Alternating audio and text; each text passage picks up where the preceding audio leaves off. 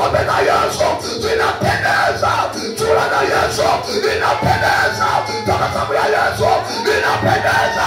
Ni zaidi ya wazuri unawasema wewe, ni zaidi ya wazuri. Yesu ni namba moja, piga makofi, haleluya. Ukipata Yesu umepata vyote, ukipata Yesu umepata yote. Unajua mbinguni itakuwa kichekesho. Unaulizwa, wewe kwa nini hujafika hapa? Wenzako kundi lile wanaimba nyimbo, unakaangalia kasichana kanakuwa kama kinyago, unakaona duniani kanakuwa kama kinyago, unakaangalia kama mwanaume ni kama kidoli, unawaza kwamba kumbe nimekosa mbingu kwa ajili ya kidoli.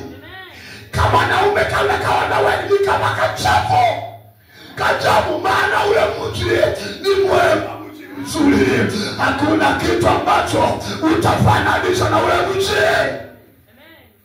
Ndio maana tunaogopa dhambi. Somo la leo ni kuiogopa dhambi. Somo la leo ni kukataa dhambi. Somo la leo Mungu anasema, jana juzi Jumaa mkwepo Bwana akatufundisha habari za uaminifu, kwamba Danieli alikuwa mwaminifu.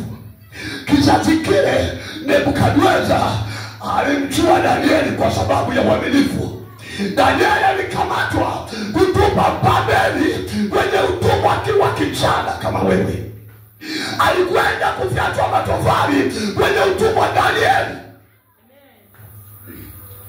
Baadaye yuko kwenye utumwa, Mungu anampokea kwenye utumwa, maana alikuwa mwaminifu. Hapo ulipo na ukatupwa kwenye utumwa, ukatupwa kwenye mateso, je, ni mwaminifu? Ule mji na uangalia, au unaangalia mateso ya leo? Unaangalia mateso ya leo. Nikasema hata kama watu wanasema kwa sababu umeanza kupika pombe umekonda, mwambie heri nikonde niwe na Yesu. Unajua watu wamekatisha tamaa wakizani pombe ndio biashara ya kwanza.